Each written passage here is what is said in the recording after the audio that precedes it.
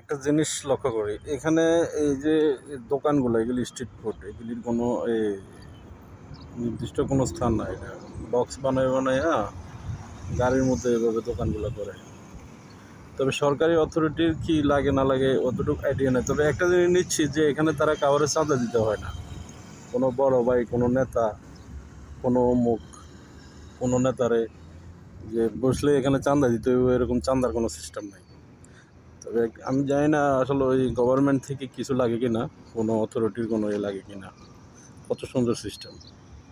এগুলি কিন্তু এক একটা পরে ব্র্যান্ড হিসেবে তখন হয়, যখন বড় দোকান দিব তখন এটা ব্র্যান্ড হিসেবে এখানে নির্দিষ্ট একটা যে কোনো ফুড।